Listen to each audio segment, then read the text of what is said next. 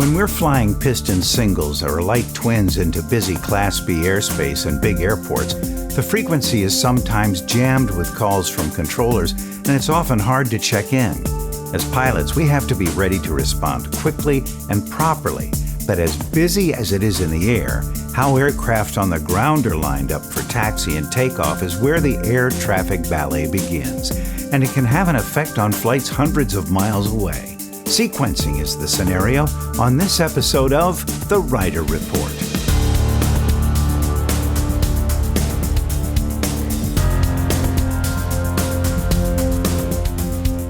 Hello everyone and welcome to episode 8 of AvBrief's Reider Report podcast, brought to you by Avemco Insurance. I'm your host, Rob Reider. My guest on today's program is retired air traffic controller Dave Schoen, who worked for many years at JFK and who is also an instrument-rated pilot. He explains just how complex and integrated aircraft movement is at a busy airport, not only in the air, but on the ground. And he'll share from his ATC experience at JFK some tips on how to work with controllers to make things smoother for all concerned. We'll meet Dave right after this message from Avemco.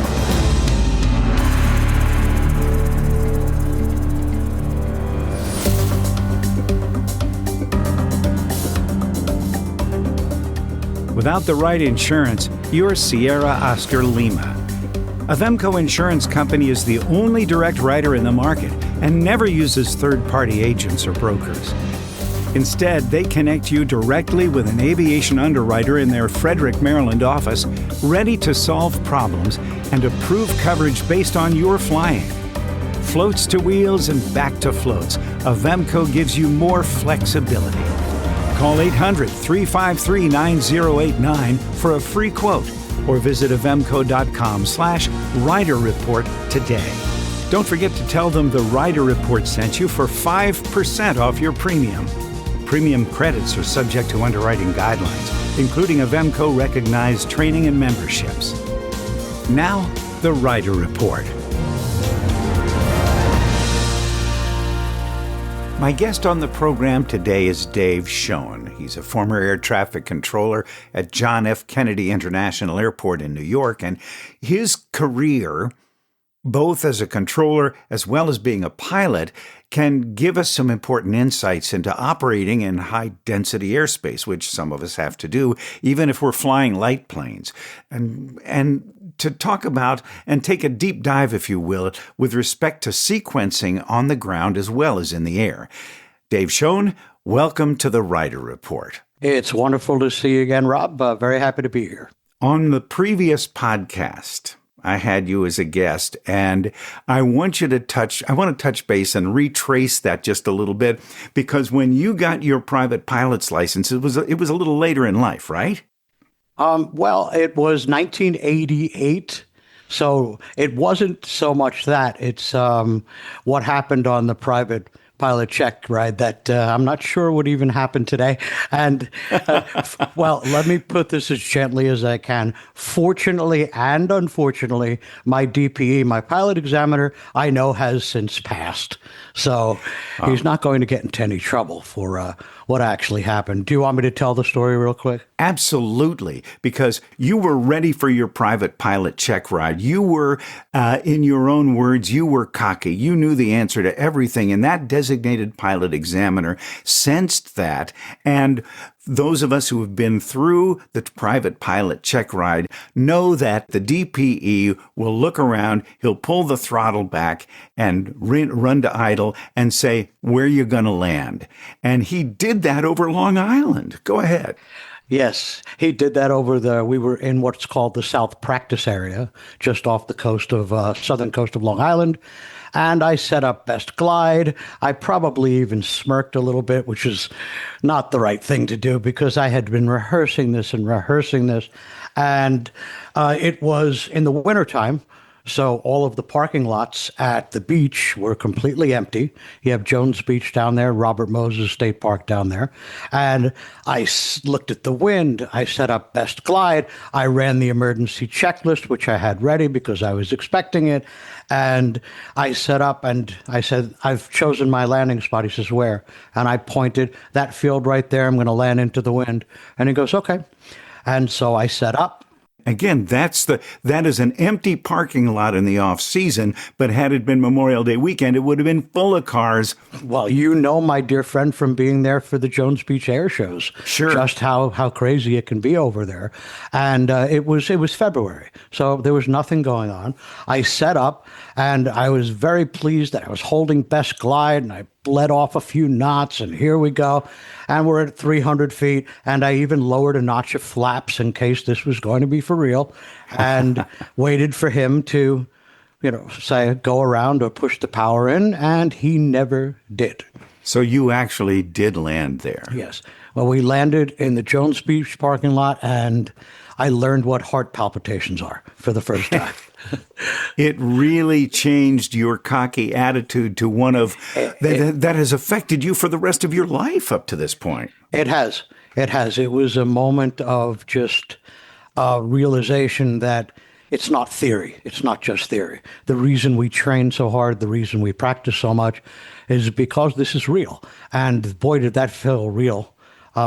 He took the airplane, departed, so forth. I was still trembling when we landed back at Long Island MacArthur at the end of the check ride. Still shaking. So what a day. Yes.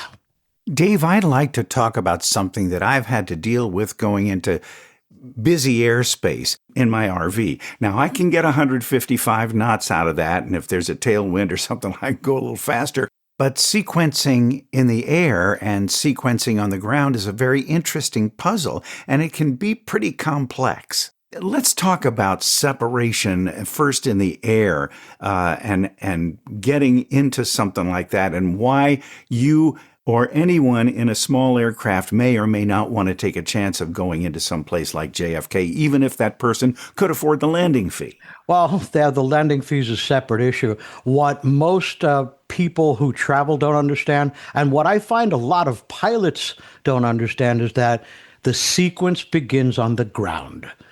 In the air, things can happen. We had an old expression we used to say, big sky, little airplane. There's lots of room for things to happen. But if the ground sequence isn't efficient and correct, the effects domino-wise through airspace can reach out hundreds of miles. It's all done on the ground. And it's a matter of wake turbulence separation, which is different based on the type of aircraft, and performance. Also, direction of flight. When you have a major hub like JFK, LaGuardia, Newark, Atlanta, Dallas, direction of flight is restricted. You cannot launch two aircraft headed to Florida back to back because the higher parts of the air traffic system, the approach controllers and the center controllers, need miles in trail because they're feeding from other sectors and other places as well. Our standard restriction out of JFK for Southwestern flights was 15 miles in trail.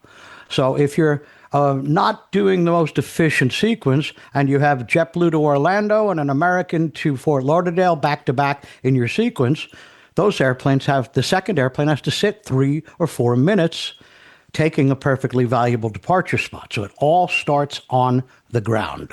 I actually have an example ready for you if you want to hear it. Please do, because right. the real world stuff is so applicable, because it doesn't even have to be at an airport like JFK. It can be something. Republic up there in New York on Long Island is another very, very busy airport, and I'm sure some of those things, I know I've been on the ground there and had to wait.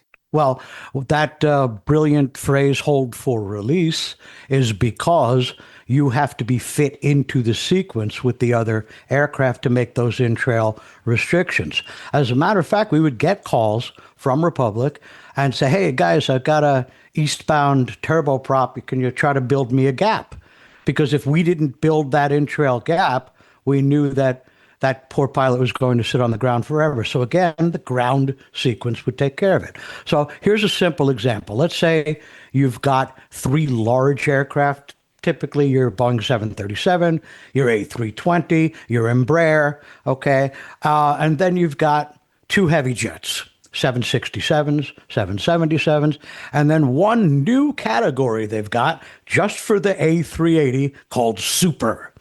And he's got his own wake turbulence separation requirements. That's the double decker, is it not? Yeah, the A380. Do you remember the Antonov 224? I do. We've all seen. Sure. That would have qualified for super category also, were it still operating. I'm not sure that it is. So that's over 500,000 or 600,000 pounds max gross weight? They don't give it a weight.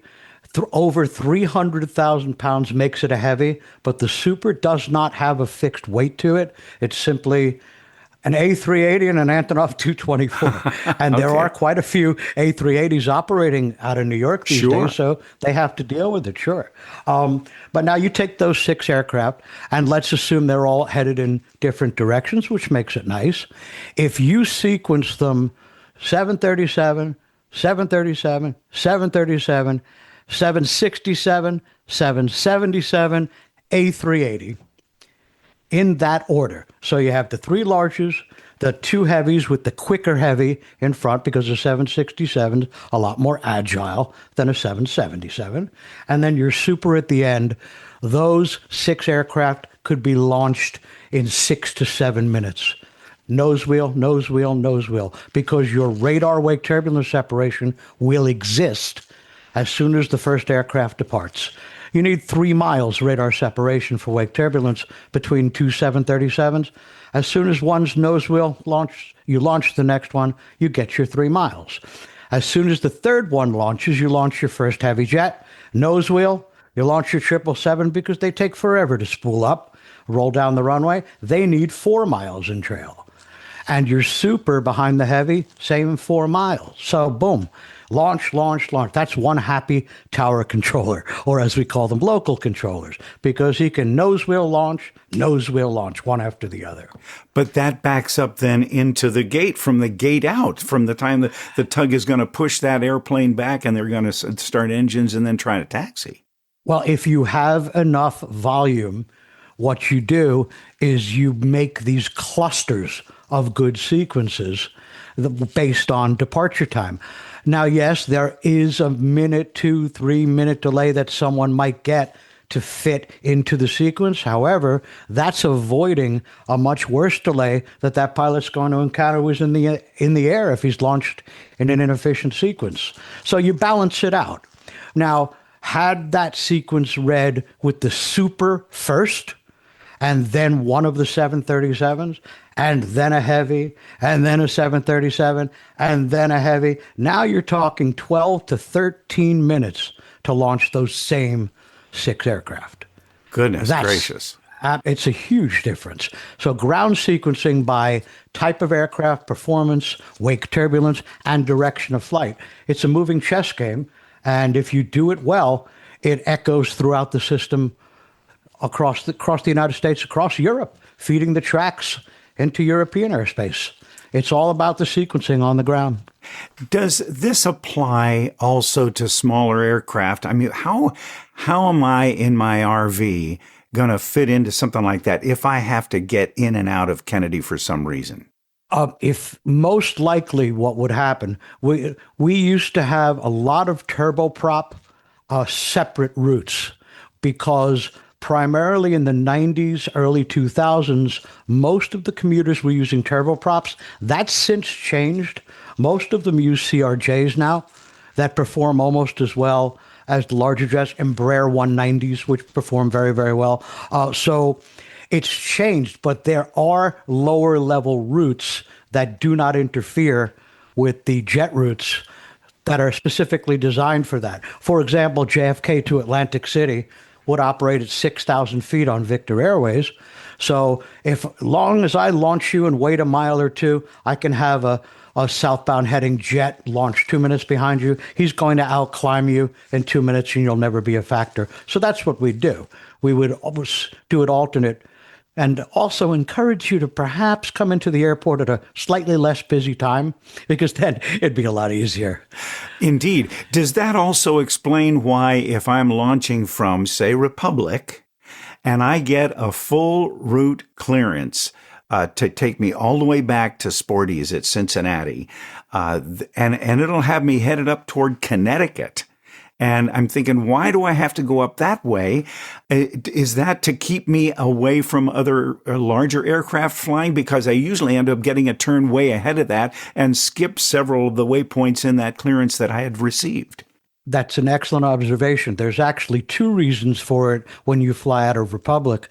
Republic Airport is 12 miles east of three of the largest major airports in the United States.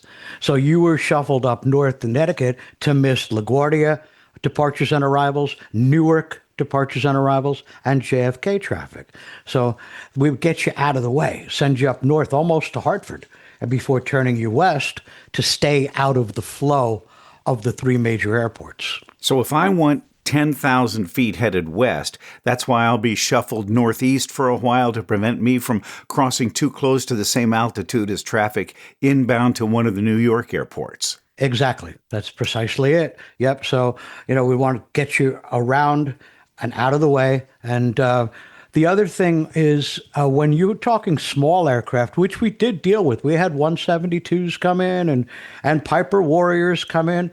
And we would make a little subtle suggestion, but like VFR, maybe something like that. Because in Class Bravo airspace, you are restricted a lot more than at a standard tower like Farmingdale, where it's Class Delta. We had to maintain separation standards, but a VFR aircraft was very, very flexible. And lots of times, if that were the case, pilots who were experienced coming in and out of JFK, LaGuardia, and Newark knew that VFR was going to get them in a lot faster. Because otherwise, a 172 at 4:30 in the afternoon coming into Kennedy is going to delay 40 to 60 jet aircraft. Wow. No exaggeration. But it is incumbent upon that VFR aircraft to stay below the shelves in the Bravo, correct? Right. Underneath that Absolutely. upside-down wedding cake. That's precisely it. And then because Kennedy has such large and four parallel runways, we could always bring them in on the approach and then just shoot them off to a base to final on a alternate runway, and they'd be out of everybody's way. And that's usually what we would do. The more experienced pilot, the better when it came to VFR operations. Do you as a controller, if you're working approach control for JFK and my little RV comes through a 901 Juliet Lima, and I'm not going to be in the airspace or I'm going to be over it, is it still proper for me to call and say, hi, here I am? I would in high density airspace, only if for no other reason to get traffic advisories. That's one very important thing because there's so much traffic. But yeah, if you tune in the approach control frequency and it sounds like it's out of control, it's super loud, super crazy, as long as you're following procedures, I wouldn't bother, but I'd monitor. If you check in, it's always good procedure. Absolutely. We like to know who you are and where you are.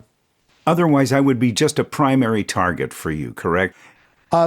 Nowadays, you're getting altitude and ground speed also, not just a primary target. It auto tags you with speed and altitude.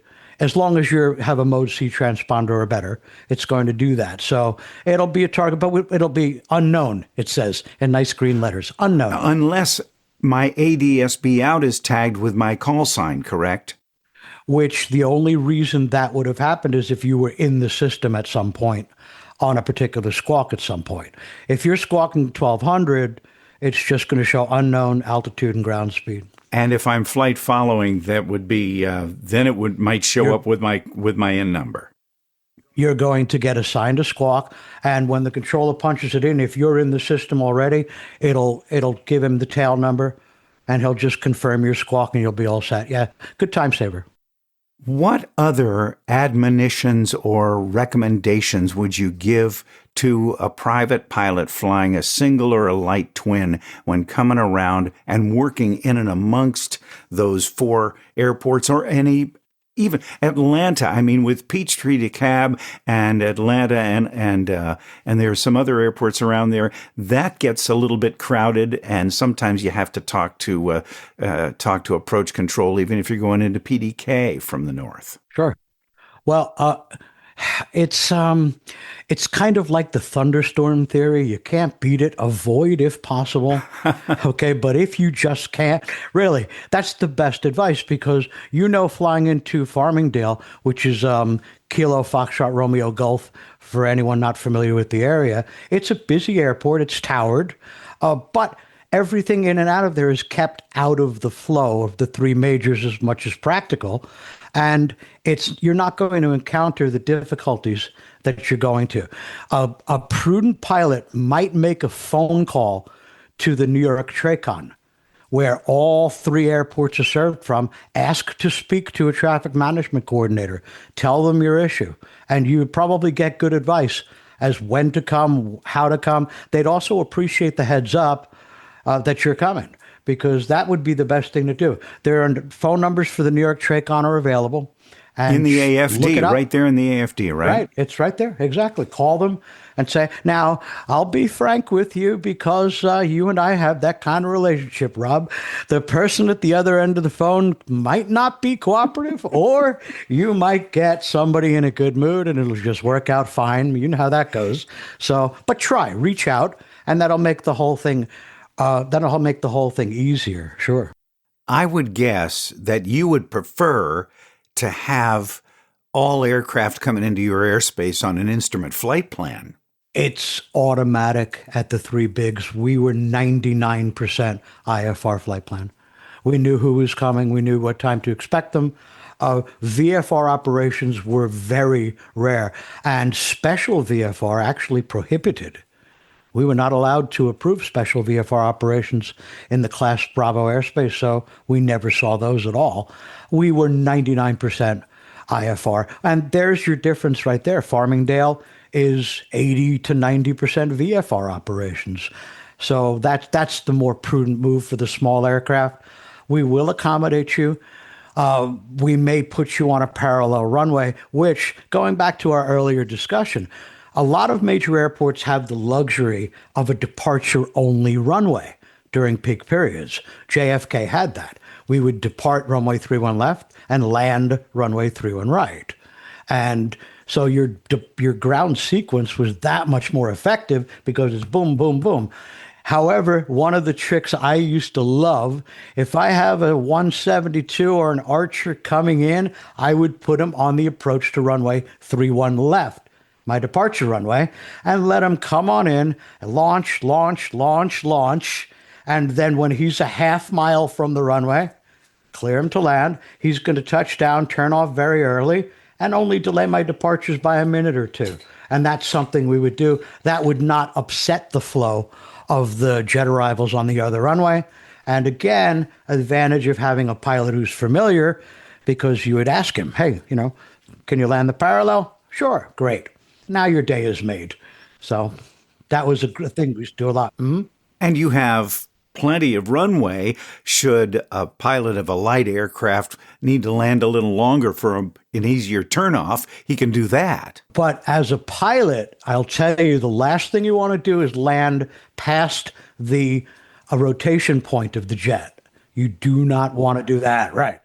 You bet, because that's, the moment at which the wings start to generate lift. That's when the wingtip vortices begin, and the wake turbulence is a huge factor. Exactly. The studies for wake turbulence on the Super, if you have aviation interest, take a look at that, some of the videos they've made, because it's not just more wake turbulence compared to a heavy, it's geometrically, exponentially more. Those things are tornado generators. Fascinating to watch the wingtip vortices that those Supers generate. It's amazing. We had on the other podcast a guest once talking about how he flew into the wake turbulence of another small aircraft and it caused him some hurt close to the ground and almost caused him to crash, even from the same sized airplane. Sure. If you get caught in the bad spot, one thing that I learned very early in my training was that wake turbulence goes down and off away from the aircraft, down and away to the right and to the left. So the left wingtip vortices will go down and further left and right, further right, if you can picture that.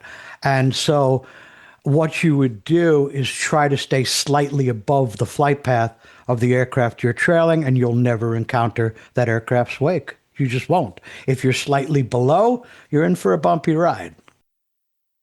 And you also have to be careful about the direction of the wind, because the wind on the ground and in the air will affect how those wingtip vortices travel away from the wingtips as well. Tell you what, let's take a break, and when we come back, we'll go over some other lessons that you've learned and maybe touch on another topic of interest. We'll be right back. For decades, Avemco Insurance Company has been an advocate for pilot safety by promoting and sponsoring continuous pilot training and education. One of their initiatives has been to reward pilots who actively participate in being more proficient with savings on their insurance premium through the Avemco Safety Rewards Program. Safe pilots save by earning new ratings, getting recurrent training, participating in the Fast Team Wings program, and listening to safety podcasts like The Reider Report and other Avemco-recognized courses and training. Call 800-353-9089 for a free quote or visit avemco.com/Reider Report today. Don't forget to tell them The Reider Report sent you for an automatic 5% off. Premium credits are subject to underwriting guidelines, including Avemco-recognized training and memberships. Now, back to The Reider Report. We're back with Dave Schoen, retired air traffic controller, who has brought us a lot of insight and unpacked some of the why things are the way they are for those of us who fly light aircraft into busy airspace. Dave, what else can you share with us? Well, when you are especially a new pilot, one of the things that may sound silly that you should definitely do is rehearse, practice talking on the radio. It doesn't come automatically. Actually, if you have a friend who's as nerdy about aviation as you are, have them practice with you. You can generate a little script, and you can call the tower. You can always tell the new pilots who are nervous on the radio because their voice pitches up 2 octaves, and every single word ends with an up pitch. Rob Republic Tower, that kind of. So practice. There's nothing wrong with practicing it, and you'll feel more confident. The advice that I was given by an old trainer of mine says, if a pilot sounds bored, he knows what he's doing. So, oh, that's good. There it is right there. So sound confident, and also don't be afraid to ask for help. Oh, yeah, that's a big one, Dave. And don't be afraid either to listen to liveatc.net. You can hear so much good stuff from LAX or San Francisco or up and down the East Coast, Florida, Dallas, Houston, New York, Boston. There's a lot of constants in the phraseology used by controllers all over the country, and it's very helpful to hear all that and get accustomed to listening to that kind of talk. That's what we're taught to do. Controllers have styles, but there are fixed things that are required. If you wish to really annoy an air traffic controller, don't read back your runway hold short instructions, because we're required to get them. So if you make the controller ask for it every time, that's going to be so. Taxi via taxiway Bravo, hold short of runway 22 right. Roger, taxi via Bravo, and hold short of runway 22 right. And if you need that read back, you have to have it. You're not allowed to let it go. So if you have to ask for it again, it can get a little work intensive. I'm trying to stay away from the word annoying, but there it is. I got that. And have your pencil ready on your kneeboard to copy those instructions down. Correct. Absolutely. There's no excuse for, especially at a larger airport, not having the the airport diagram available because you might not get the route that you had planned to get. Things may have moved since the last time you were there. But again, ask for help. Rather than, I think that's taxiway echo, that ground control, November 1, 2, 3, just want to verify I'm making a left turn here. That's the safe thing to do. Ask for help. And if you might get a pleasant response, you might get an exasperated response, but hey, that's better than an accident. It's better than a mistake, and nobody wants that. So ask. If you need help, ask for it. It'll always be given. Great lessons indeed. Now, this recording, the date of our recording is still very, very much in the news cycle of the tragedy at LaGuardia just last week, where the fire truck was cleared to cross a runway when the aircraft from Air Canada was landing and probably still going 100 miles an hour.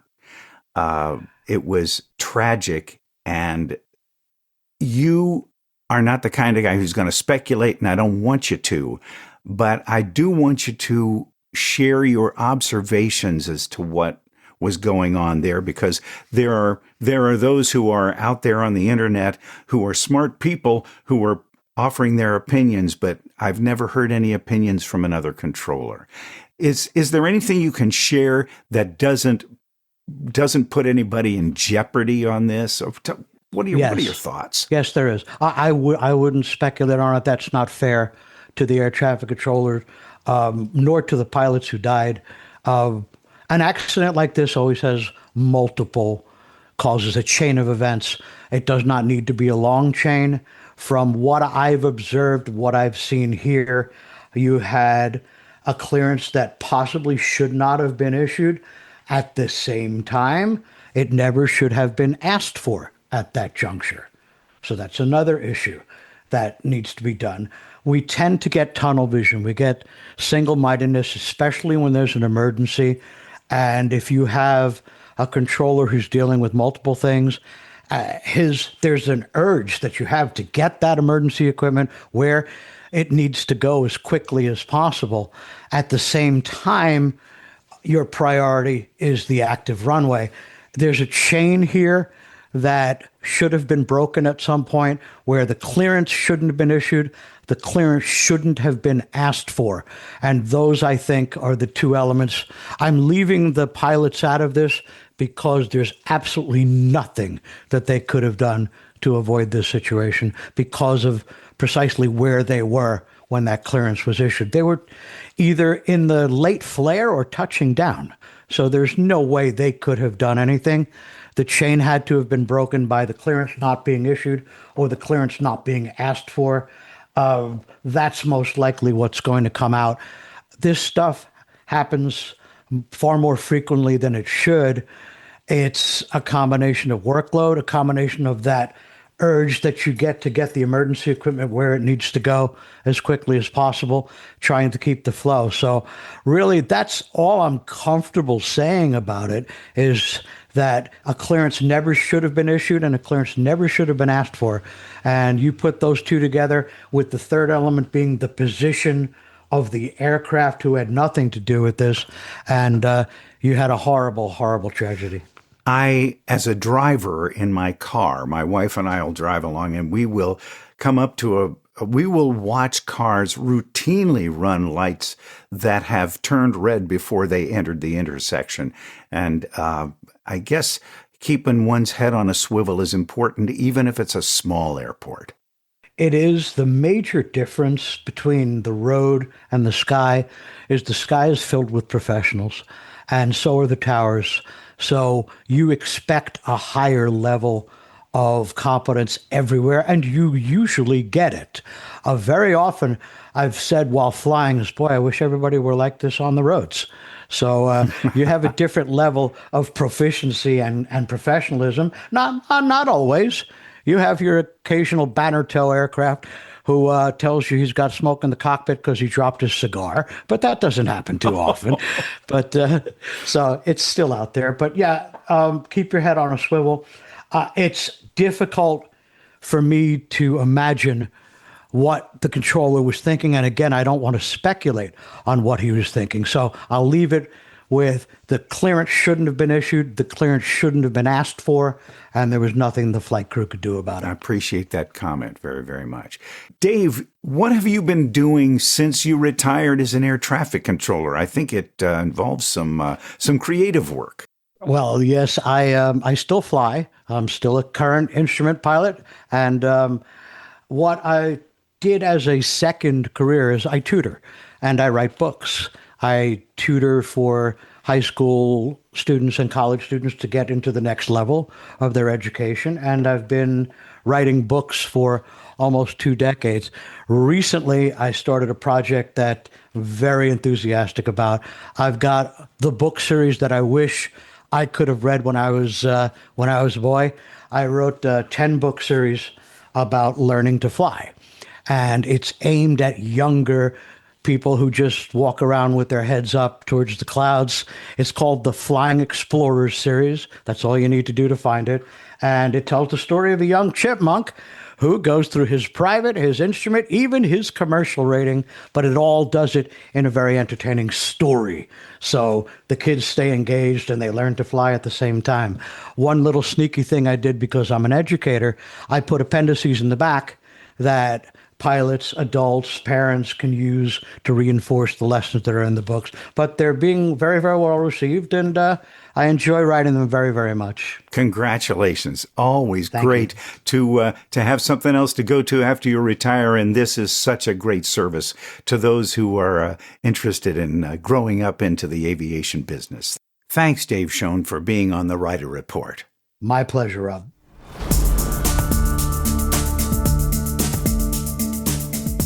As Dave mentioned, his book series is called The Flying Explorers Series by David I. Schoen, Schoen.